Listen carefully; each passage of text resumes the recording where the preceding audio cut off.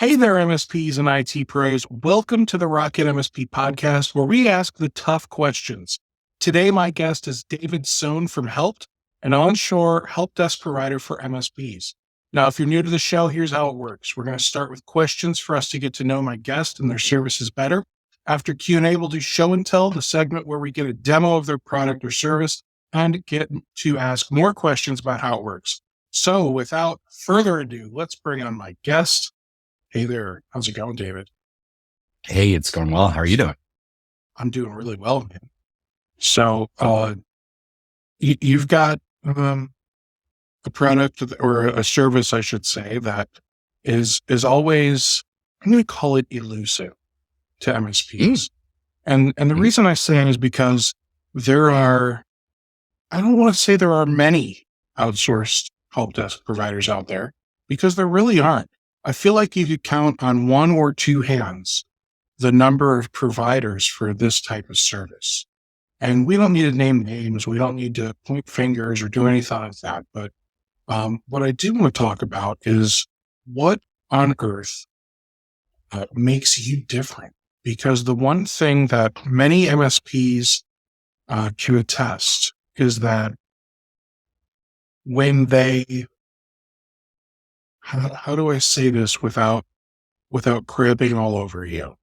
It's fair. It's fair. We hear it regularly. It's very tough. It is. When MSPs go to outsource their services, there's a market quality drop, because now it's people that are not employed by that MSP. They don't have skin in the game. A lot of times they are underpaid workers, and even worse because underpaid is they are in a different country. So their expectations for courteousness and customer satisfaction and all that are just different in different cultures, right? So how can we as MSPs trust that here's another outsourced help desk provider? All that long-winded to say, how can we trust that Helpt is going to provide service that doesn't suck to our clients?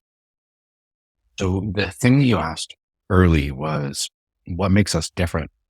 And I think my answer to that is our desire to be different. When Matt, my partner, and I entered this world, we really just wanted to look at what was out there and see what we could do to be different. And all of the things that you were talking about were things that, we've either experienced firsthand as I ran a tech support organization, or that we're hearing from all of our clients on a regular basis. It is really difficult to give up control and to have people facing your customers that, aren't a part of your team, that aren't somebody you can kind of go over and tap on the shoulder and say, hey, what's going on here? Good news is, we're tapping shoulders for you. Okay. So let's dive in a little bit. Before we dive in, let's take a step back. So I kind of came in with guns blazing, but why don't we get to know you a little bit better? This is a newer venture for you. So what did you do before Helpt? So right before this, I actually ran a global technical support organization for a company that sold network hardware. We were doing fiber optics, patch panels, cabling, things like that. In that, I had a team of folks in the US, I had a team of folks in the UK, and I was trying to use a service to help me cover a handful of hours that I wasn't able to cover. And so I went through all of the same things that people who are looking for an outsourced solution went through. I saw the offshore options. I saw the options of folks that were, work from home, that were, maybe pausing the TV and picking up the phone. I saw all those things, as a tech leader. And then I said, we got to be different. We got to do this differently. And so I know I said that already, caught me in the middle of my whole spiel thing, but our goal is really to be different and satisfy my requirements as I was doing that, role, I had a ton of requirements that I'm now trying to set out to satisfy, if that answers the question. Let's see. So what made you decide to start Help? I mean, there are other providers out there, so why Help? Yeah. No. So we came from that company that was selling the network hardware. And my first thought as we left that organization, on good terms, luckily it was purchased by a massive conglomerate. Things went well. And we said, hey, maybe it's time to try our own thing. But when we did try our own thing, we thought, we need to fill this need out there for technical product support. It's outsourced, blah, blah, blah.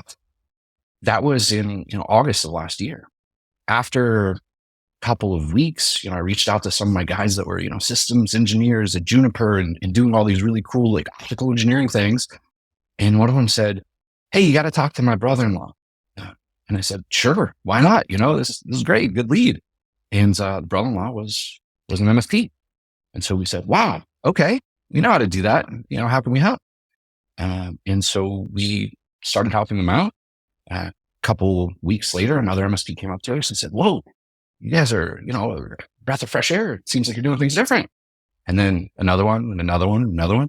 And now, we don't do a lot of product support anymore, but we do deal with MSPs. Yeah, right. So you've been in business for about a year then.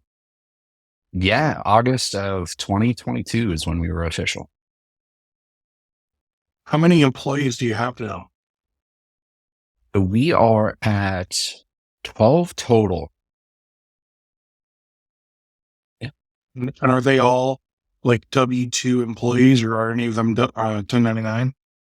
So all of our agents are W-2 employees. They are remote, but they're all here in the US, US-based, US-born, which is a huge thing now with all the cybersecurity requirements, the CMMCs, the ITARs, things of that nature.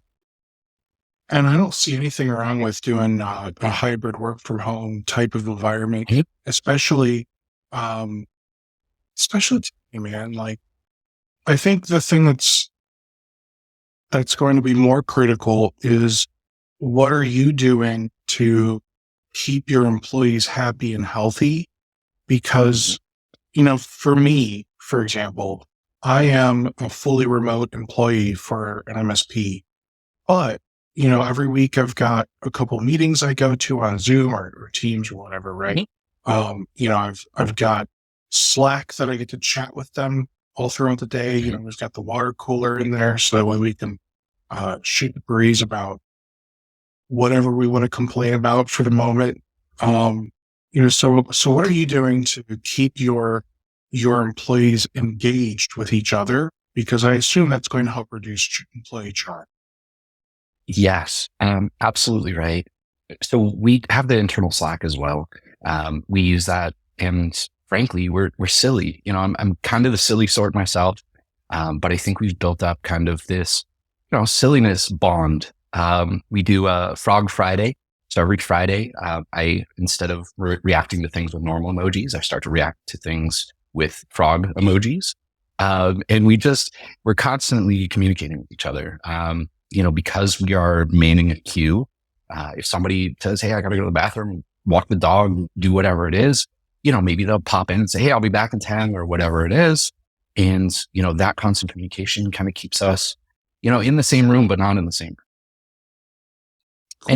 And, your other question about how do we keep people happy? I mean, that is really tough. I know you came out guns blazing, but it is something that's constantly on our minds. We're hiring the same types of agents that you're going to be able to find as an MSP. I think one of the things that we offer to our agents is the variety. We use many different client tools on a daily basis. We're kind of like a crash course. You come in and say, hey, I want to be a level 1 for an MSP. I've got experience, enterprise IT. I've got experience with this other thing. I've got these certs. I'm ready to go. And you come into Helpt and you see many different perspectives. You see a bunch of different tools. You see a bunch of different, ways of dealing with things. And I think that really is a challenge, and all of our agents are up for that challenge. But I think it's something that really engages them. Cool. So what do you offer MSPs that no other company is offering? Good question. So, one of the things that we do is we do a pod system. So aside from all of the table stakes, as I like to call them, being on shore, being 24/7, we do a pod system. And so the way that it works is that depending on your size, you'll get a pod of 5 agents. Those 5 agents will include a team lead. That team lead is kind of like an IT service manager extension. Those 4 agents, those people are available. They're taking the tickets. They're internally escalating to the team lead before they're externally escalating to you. One of the things that we heard over and over again was, I'm working with this other provider, and if it's not in the documentation, they just punt it. They send it right to us. It's super frustrating. What are we using them for type thing. And one of the ways that we kind of tell our agents to approach that is to say, hey, if you don't know what to do, we've got direct lines of communication. Maybe ping the stakeholder. Hey, Steve, this local admin password here in IT Glue doesn't look like it's right. What do you think? And you go, I changed it the other day. Here it is. Right. And then we'll go and we'll take care of whatever it was that needed to be taken care of, instead of, local admin password not working, or it's something not right. Send it over. Here's an escalation. So I think that that's unique. I got torched a couple of days ago for using the term partnership on Reddit. Somebody didn't like the fact that I said partnership. They said, you're not taking financial obligation, blah, blah, blah. But what we really believe in is that partnership. You're hiring the team of agents. You're hiring the pod the same way that you would maybe hire one single person. You're training that pod. You're getting the continuity of support because it's the same people in that pod. Customers are going to get the same people over and over again. You're going to get to know the team lead. You're going to get to know the other agents. We're really just trying to be fractional, be a partner. I don't know. Sorry, I'm rambling, Steve, but I think that's what makes us a little bit different. Okay. Now, you said your pods typically consist of like 5 people. So based on, some basic math, you've got 12 employees. So it sounds like you've got 2 pods. Yep. We are. Yes. We have this focus of the pod system to allow us to cookie cutter. What we want to be able to do is go on this show and have everybody listen to me and say, all right, that guy doesn't seem too bad, and sign up tomorrow. If 100 people signed up tomorrow, that would be way too much for, 2 pods, 12 people, whatever it is. But one of the things that we're really good at is bringing in the right talent, is, attracting the right people and then putting them into the pod. So we can cookie cutter those pods. 100 people sign up tomorrow. We're going to create another 5, 10, 15 pods, however many pods we need to support that. And we can do that pretty quickly. All right. Do you have any growth plans for the next 12 to 18 months other than, let's get new clients? Well, our growth plans are, let's get new clients with more sales and marketing. So I think that that's one of our main focuses right now, is to start going to, a show a month instead of a show a quarter. We've been doing a show a quarter. We want to do a little bit more with, the sales and marketing effort to get new clients. The thing that I'm thinking about, and the thing that I think you kind of alluded to a little bit earlier, is, this balance, this hybrid work-life balance, hybrid remote work and work-life balance. And I think that our future is something where, we're going to offer people wildly flexible schedules. We want to be able to bring somebody in and say, hey, when do you want to work? When's going to work best for you? And then they can say, I take my kids to school at 3:00, or I guess I pick them up at 3:00. I drop them off at 9. I want to work from 10 to 2:30. We want to be able to offer that to our agents, and we want to be able to make it something that is incredibly flexible. And we're building a platform towards that. So I don't think that's 18 months. I think that's maybe 36 months from now. All right. Now, how do MSPs have a conversation with you. Like, let's say the support that your techs are providing our clients is not meeting our standard. How do we have that conversation with you? Yeah. And I know that all the people that are thinking, oh, how's this going to scale or going to say something? But I want them to send me an email, send me a text, send me a whatever, reach out, give me a call. I was in some of the same shoes. I would want to know right away that my agents aren't performing as expected. If it turns out that it's a training issue, that's absolutely on me and something that we'll need to fix. If it turns out it's something else, then I want to know exactly what it is. So I'm, being transparent here, but we've had that happen a handful of times. There's some engagement that didn't go the way that it should have.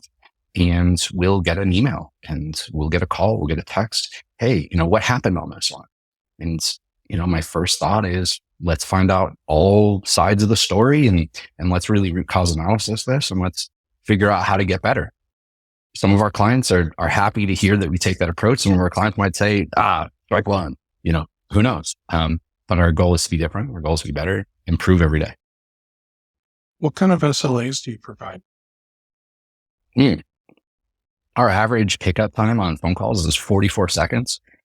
We will set the queue to about 2 minutes. So our goal is to pick up 98% of all calls within 2 minutes.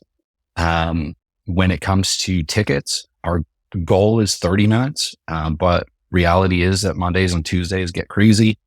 So I would say if I had to put something down on paper, I'd say an hour. Your SLAs have any guarantees?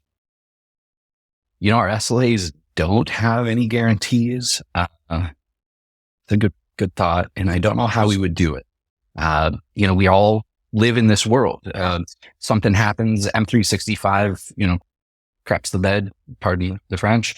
And we get 30 calls and, 25 tickets based on those calls, and it just goes haywire.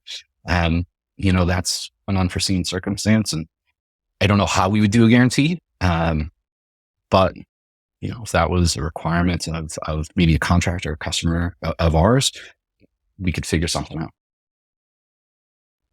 Now, normally I like to ask, what problems are solved for the MSPs, but I'd like to think this one's pretty simple. You're going to provide support when the MSP can't or doesn't want to.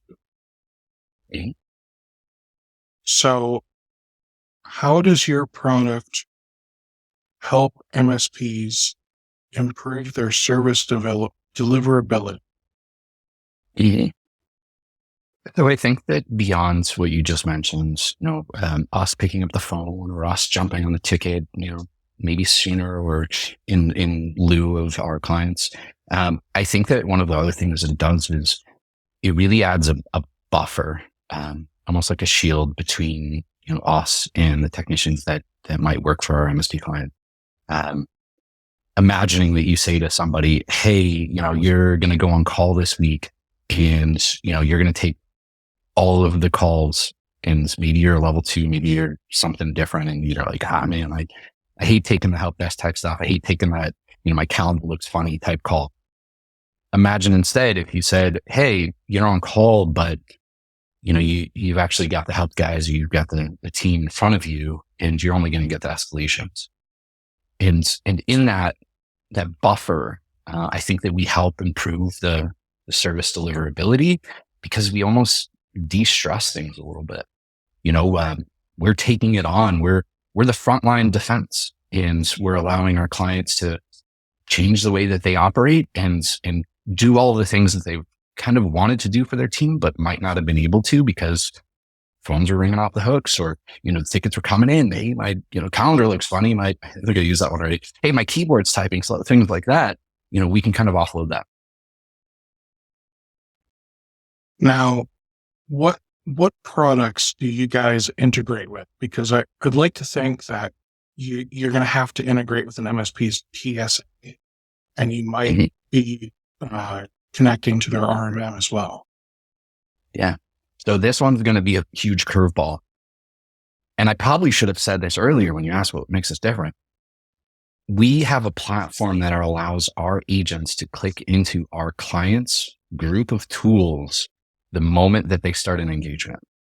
So instead of it being something where they're working out of Autotask or they're working out of ConnectWise or they're working out of some PSA, call comes in from client A, they go down the left side of their screen, they click client A, it expands, it shows, Autotask, it shows, whatever the PSA tool is, it shows the RMM, maybe it shows Proofpoint, Barracuda, it shows all of the different tools that our clients are using.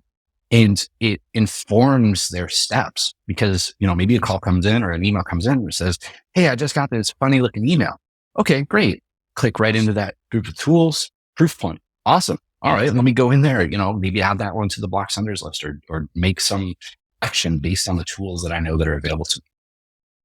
A lot of our competitors are going to say, you have to use this tool, you have to integrate with this thing, or you have to use our own ticketing system or some, level of requirement. And our goal is, again, to be different, to be an addition to your team, like hiring one technician, but instead of one, you're getting that pop. I'll say that over and over again, because I think it's really important to think about us like a part of your team, fractional tech support, fractional, help desk, as opposed to it being something where you're going to send a ticket like a boomerang out to, some call center. They're going to take it with a pod of however many hundreds of people that are sitting in cubicles. They're going to try to work it. They're not going to find the right thing in the IT glue, the hoodoo, the whatever. And then they're going to send it right back to you. That's what we're trying to avoid. And I think the fractional pod system thing does that. Excellent. Now, how do you help MSPs get your service up and running? Because there's got to be some like onboarding and setup stuff, right? Yeah, because we use that platform, it's wildly simple. We're not needing tasks, right? API keys. We're not needing tasks for, different things to allow us to integrate within your systems. The process, I say, takes 2 hours. It really takes 30 minutes on a first call. That first call is asking questions that maybe you're not even thinking about. Like, what do you want the ringtone to sound like when, your client calling in? How do you want the audio while connecting to sound? What do you want it to do, in the phone system beyond, just the normal stuff? And then it's the stuff that you are thinking about. Like, what do we do in an escalation? How do you want us to escalate during what times do we call this person? During what times do we call that person? And then after those first handful of questions in that 30-minute session, we'll create, a phone number. It's a private number. It's the number that you're going to forward to out of your system that's going to hit our system. We'll create a distribution list for emails, for the licenses and activation tools. And then we'll break, we'll set up something, day later, a couple days later, however fast it is that we can, kind of put everything in motion. And then we'll do another call where we test the systems. And while we're testing the systems, we start to look at the nuance. Everybody has their own business process. They use, good practices, but sometimes people will, resolve a ticket, and sometimes people will complete a ticket, and sometimes people will, resolve a ticket by using the resolved, dash pending something, pending accounting, pending some other thing. And we need to know all of those things. And so on that second call, it's where I'm really, taking notes, or we're taking notes into your system that we then can present to our agents. So call comes in. I've got this, we call it our floating knowledge base. It's just a knowledge base that pops up with a bunch of cards that are specific to you as business. It'll have a card that says call and ticket rules. In that call and ticket rules card, there might be something that says complete tickets. Use the complete status on completed tickets. Track your time in this field, do this and that, whatever it is that you've kind of defined. That 2-hour period is over. We're off to the races. We're picking up the phone. We're providing, professional, friendly, good people. We give them the warm and fuzzies. And we take all of our skills and things that we're seeing on a regular basis and apply them to your clients, to your customers.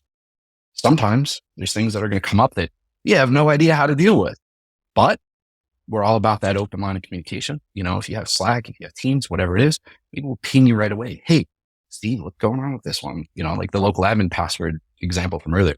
Hey, I just tried this 3 times and it's not working. You go, I just changed this thing, try this other thing. We go back, try it, knock the ticket out, instead of it being this game of tennis back and forth. I'm on a ramble. I feel like I just kept going. Sorry, Steve. What? No, right. I'm okay with that, man. So let's talk about our data for a little bit. Yeah. So first of all, what countries do you support MSPs for? Right now, just in the US. We've had a couple people ask us out of the country, but right now, just US MSPs. And is all of our data stored here in the US? Yeah, there's really no time that we're storing any of your data. We're accessing the data through our platform, but we're not storing anything unless I'm missing the question. No. So I'm just thinking about anything from like a list of our clients or our information. I'm not worried so much about like the IT glue and all that type of stuff yet. I'm more worried about, I assume you've got a list of our clients somewhere because you need to know who you're providing support to. And where's that stored? So outside of the IT glues and the hoodoos, we do have that floating knowledge base article. And in most cases, almost all cases, they're non-specific. It'll use maybe the client name, but then it'll have rules that are specific to that client. That's a cloud-hosted solution. I'll have to look where they are, but that's the only place where we might have a contact name that isn't you in our system versus yours. Oh, while we may not have a bunch of data on your systems, we do have to make sure that you're able to stay up and running. So what kind of redundancy, disaster recovery plans, all that good stuff do you have in place? So we this now these are the hard balls. This is good stuff. So we use the cloud-based solutions, and we are in multiple remote locations. If something happened to me or my internet, all of our agents are on completely different, internet providers. We do use like a SASE solution, use Perimeter 81. I don't know, shut them out. If that ever went down and we were unable to, access some of the things that were whitelisted to be able to access, that would be something that we would send out a message. And as a part of our, recovery plan, it's really just a matter of communication. And do you guys have like policies in place today when it comes to disaster plan, recovery plan, all that good stuff for when something were to ever go down? I can't say that we have something formalized. We follow guidelines. It's something that we've looked into because it is something that we've been asked. When it comes to things like the, SOC 2 and the NIST compliance, that's where I think I can get a little bit deeper into, how we're focused on achieving those things or allowing our clients to achieve those things, frankly. When it comes to disaster recovery, I don't know, maybe it is fly by the seat of our pants, but we'll try to do it in a way that doesn't impact too much. So let's talk about compliance for a little bit. Mm-hmm. So I'm going to call it 2 different types of compliance that you probably need to worry about. One would be like the internal compliance, whether that's SOC 2 or ISO 27001, et cetera. And then 2 is external compliance. So that way you can help us with our compliance. So that might be signing a HIPAA B or any number of things, right? So talk to me about compliance. Feel free to give me just a high level overview to start. So yes, we do. We have signed the BAA compliance. We have also helped our clients through SOC 2 audits. we are a extension of your team. If you say, I need all of my technicians to watch this video and check this box and acknowledge these things, we just did a SOC 2 audit recently, actually. So that's what it was, awareness and policies and, a handful of documents where they were saying, yeah, I agree with this. And, we watched a video, we did all that stuff. So we do that as a part of your team. If you say, hey, I'm doing a SOC 2, great. What do we need to fill out? We'll do the training. We'll be, fractional and be a part of your team. All right. So that wasn't high level. Sorry, Steve. No, it's okay. So how about, let's dig a little deeper into compliance now. Are you guys, as a company as a whole, not necessarily you, are you guys able to work within like the NIST CSF or CIS controls or anything like that when it comes to our clients? So if there are specific things that we would need to adhere to, the answer would be yes. Right now, we've got a couple of clients that are working with hospital systems. We've got a couple of clients that are working with, stock trading platforms and companies like that. And they basically define what we need to do, and we're happy to do it. We are more reactive in that regard. Hey, I need you to do this training, or I need you to fill this form. I need you to take this measure. Okay, we'll do that. It's tough to be proactive with so many clients. I know earlier you said you'll sign a BAA. What do you have in place internally?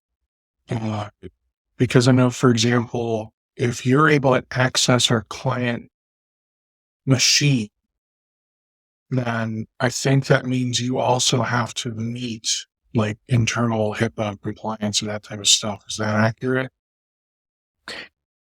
I don't know, and I don't want to say the wrong thing here. That's fair. When we signed it, there was a list of things that we needed to do, and we coached the agents, and we made sure that was adopted in our best practices. I don't think that we're without blame if something happens, because we are doing remote connections. We are, dealing with the customers at desktops and seeing some of the stuff that's on their screen. But it's still all in your environment, as opposed to it being something where you're integrating with our tool, which, API is a backdoor into something. If we're APIing into your ticketing system, then that means that we have access to all your ticketing system. If we're just in your ticketing system, then we have access to your ticketing system while you allow us to have that access to the ticketing system. And it's not in a, automated fashion, right? An agent looking at something is a lot different than a database being able to store all of those different records. That's another thing that we have. We use Keeper as our password manager, and we have controls in place that, allow us to turn agents off immediately. If somebody said, hey, I'm going to this other job, or you guys smell funny, or whatever it is, we click a couple buttons and they no longer have access to anything, Helpt internal systems and all of our clients' external system.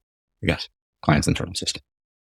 Good. And that honestly kind of helps us segue right into cybersecurity. So yeah, that's wonderful. The interesting thing is, normally I'm asking, do you support multi-factor authentication and single sign-on?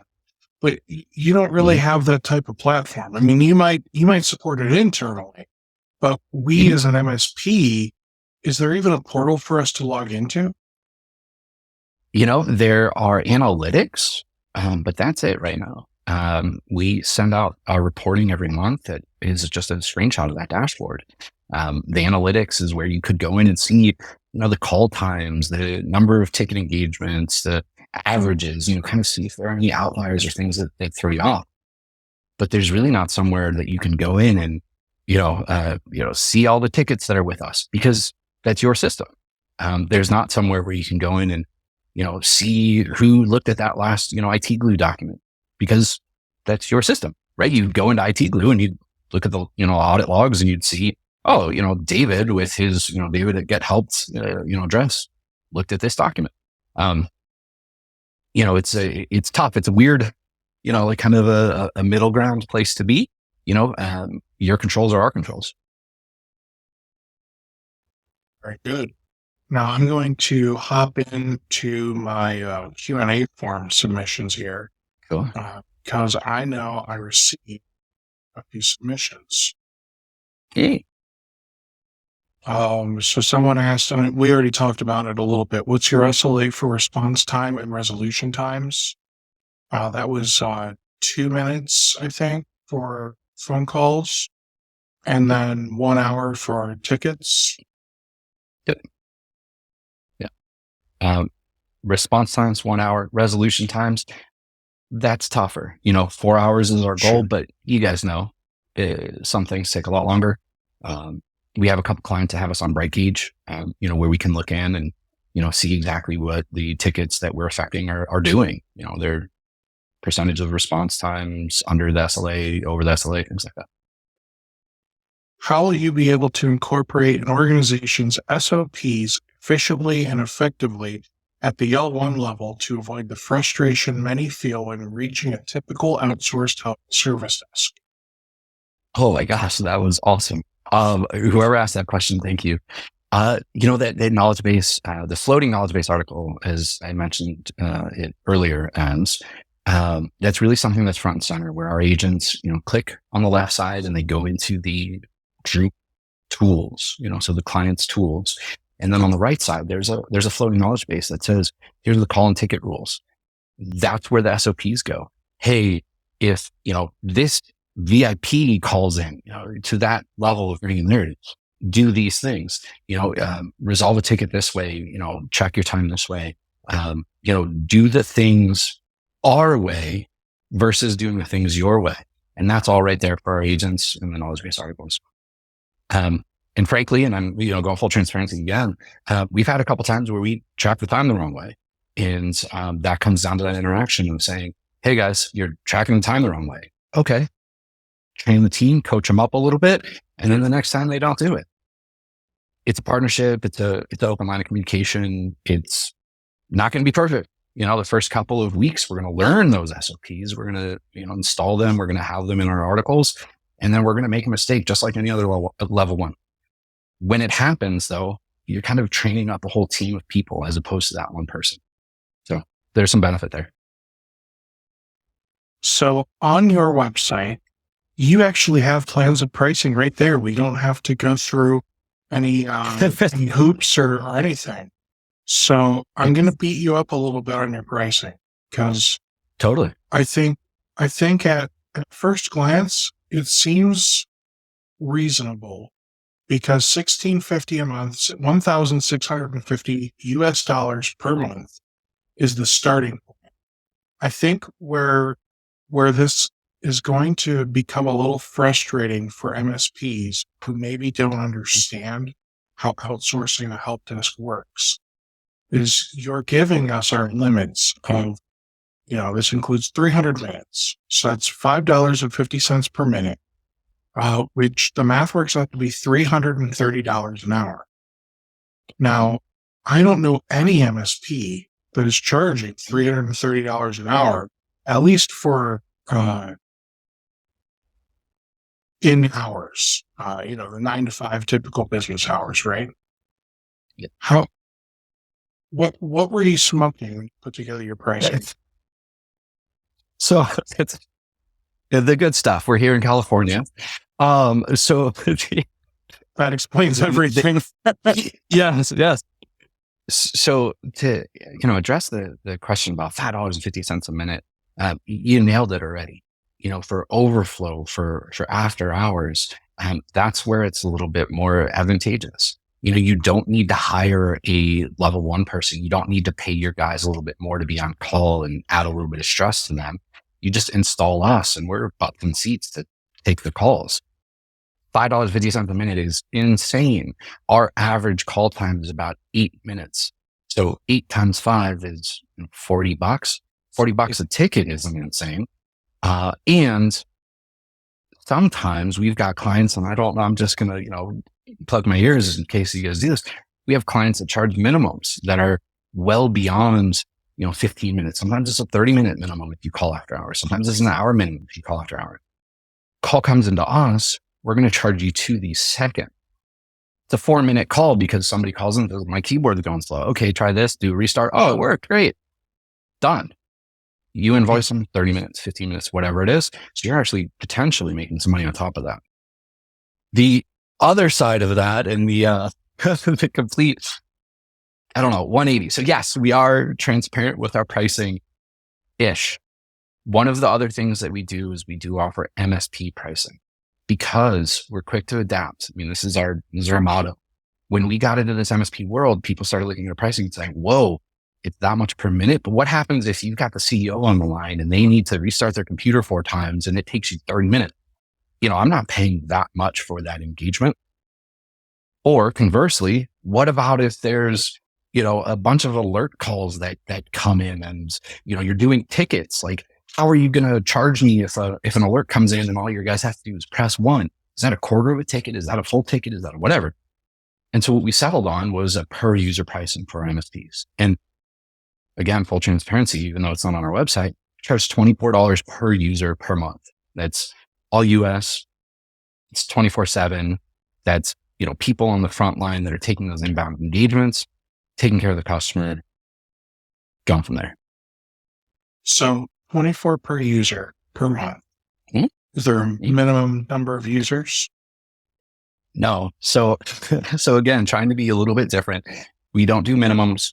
We don't do contracts. We don't do, all the crazy stuff that you hear about from other companies out there with their 3-year deals. We want to prove ourselves literally every day. If you called me and said, I've got 5 users, and actually I had a call with somebody yesterday that said, I've got a bunch of users, but I want to guinea pig you guys with 5 users. Okay, let us show you what we can do. Let's see if the partnership works. And if it does, we'll keep going. Give us those other users. With the $24 a user, you can see it now. When you charge X amount of dollars per user per month, you got, your licensing, you've got your time, you've got these whatever else things. And now you've got something that clear and defines for your help desk. That's what we wanted to be able to offer. And that's what we do offer to our MSP clients. So for that $24, what are we getting? Because as an outsourced help desk, that time is not infinite. So we're not getting unlimited all you can eat resources for $24 per user, right? Right. So you are getting more on that inbound engagement. So somebody calls in and says, hey, my, Outlook is looking funny. I keep saying that, but it's an inbound engagement. So, ticket comes in, it turns out that it's urgent. We're going to grab it. Call comes in, it's urgent. We're grabbing it. There are some limitations that I'll send out to you to maybe send to others, or, I think we have a handful of them on our website under our FAQs, but you're right. It can't be unlimited. If you say I'm going to do a user onboarding and it's a 4-hour process, then we'll look at that as maybe project rate type thing, which we do offer, tier 2 and tier 3 resources as a project rate if you're using our per user service. All right. And then I think I'm still a little fuzzy on what you mean by your. So what are we getting for that $24 per user? Yes. So let me see if I've got a list. I think it's easy to say.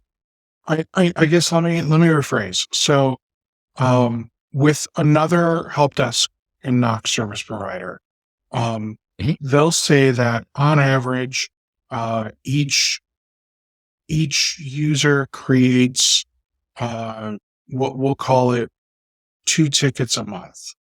And each of those tickets is 15 minutes worth of work.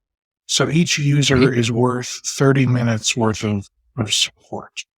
And basically they'll say, okay, you're paying for 100 users. That means you get, 30 minutes times 100. So now you've got 3,000 minutes, if I've done my math correctly, available to your MSP in one big. Is that kind of what you're doing as well when they're doing the per user thing?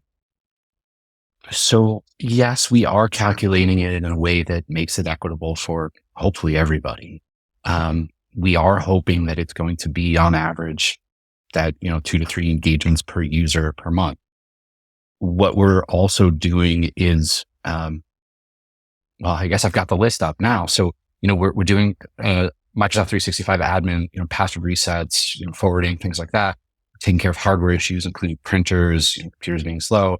We're doing application support. So, if you're in a vertical where it's engineering or manufacturing or something like that, and you've got some software that your clients are relying on, we can take a look into things that might be necessary there. We do the VPN troubleshooting, the Wi-Fi type stuff, shared drives, access control. So we're doing like the reactive list management, patch management reactively. And then we're dealing with servers as well. So if an alert comes in or something needs to be rebooted or restarted, we'll jump on that. One of the things that we have here in the what it does not include is a lot of the proactive stuff. So when we're dealing per user, it's hard to be proactive because we need to be able to keep that engagement time down so that it makes sense for us and so that we're available for our other clients. Last thing we'd want to do is not be available. That's literally our goal. That makes sense. All right. So $330 an hour. It still sounds steep, but that also sounds in some ways like the smarter way to do it. And the reason I say that is because how nice is it to not worry about, well, what if a client that I'm not paying for the MSP plan, what if they call at 11 o'clock at night and need support? It's any client that calls, you'll take care of it. Exactly. By the minute. Well, however you want to word it, right? So do you have any customers, partners, whatever, that are kind of doing a hybrid of the two, or maybe they're paying for the all you can eat or whatever you want to call it for these 3 clients, and then they've got a block of time for everything else? No, we don't have anybody that's doing anything hybrid right now. But we're always open to that because we know how quickly things evolve for our clients. If somebody signed on a company that was going to be doing just password resets or just one element of this help desk thing, and they wanted to go, per user on them, but they were previously, doing overflow per minute, it's something that we would entertain.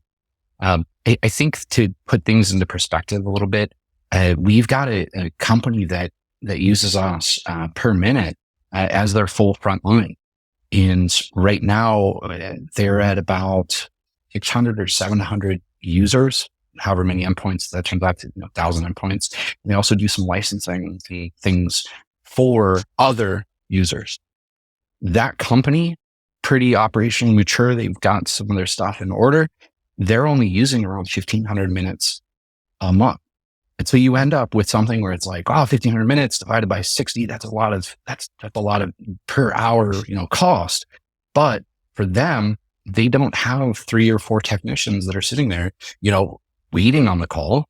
They've got us who are jumping on the call. Hey. Okay. And just to give people who are still listening an idea, you have a 1,000 minute plan for $4,000 a month. So the price per minute does go down. So at that point, it's $4 a minute. And I'm sure if somebody wanted to reach out and do a larger engagement with you, I'm sure you would do something creative on pricing to make it worth their while. $375 or $350 a minute or something. Absolutely. At that point, it's just semantics, right? Exactly. And, we're always asked, like you asked, what's different? What are you trying to do? What are your goals? Where are you going? Overall, the company name is called Helpt. We're here to help people. And we found this amazing community of MSP members that we're really trying to help. If somebody comes to us and says, hey, I've got those 5 users and I'm growing, like, okay, let us help you. Let us jump in there. Somebody comes to us and says, hey, I've got a need for thousands of minutes, but here's where I need to be, to make it make sense to me. Okay. Let's have that conversation. we're not like a car dealership where we're not going to say no, but we're definitely here to help everybody. And that's truly our goal. It's the name of our company. All right. Well, very good. I like what I hear. I'm going to summarize everything, and you may or may not agree with my summary, but it's what I've gathered from our call. So you've been around for about a year. Some of the things you're still shooting from the hip when it comes to maybe I don't want to say cybersecurity because that'll turn people off, but you don't necessarily have like a disaster recovery plan in place because you're all like hybrid remote, everything's in the cloud. So if one guy's internet goes down, I mean, that sucks, but you still have 11 other guys that can fill in where he was. The pricing seems a little high, seems a little scary, but you guys charge down to the second, and you're doing things in a way that you're trying to be fair for everybody. I can respect that. You also have MSP pricing, which is not on the website. So do you sell direct, or do you only work with MSPs? We only work with MSPs direct, like to IT enterprise, or how do you mean? Like if Jimmy's Auto Repair down the road found your website and they sign up for you? No. So we're not an MSP, which is also something that I'm finding is different from a lot of these other services out there. And we have no desire to become an MSP. We call ourselves an MSP support organization. It makes us the leper in the room sometimes because we're a vendor. And it also makes us the confidant in the room because we're dealing with most of the same issues. So it's kind of a weird place to be, but it's working so far. Very good. David, thank you so much for coming on here today, man. I really do appreciate it. I respect what you've got going on. And I think you guys should give Helpt a chance. You can go to the website gethelpt, HELPT.com to learn more, to see pricing, and to schedule time to chat with David or one of his other agents to get signed up. Anything else you'd like to impart on the audience before we take off, David? One of the things I did promise that we'd talk about was the beard and mustache situation. Here I am. This is me full beard. The profile picture, I've got just the mustache. Steve, I'm leaving it in your hands. Do you think I look better with the beard or the mustache? Whatever you say, I'm gonna go fix it. Let me look at that profile picture because I honestly don't remember. My assumption is that you look better with the beard. Give me a moment. Just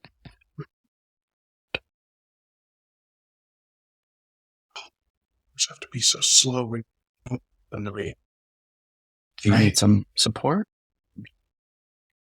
Support Apple computers? We do. Okay, so since you've asked, I'm going to give you my honest opinion. The headshot that you sent, which here, let me share my screen.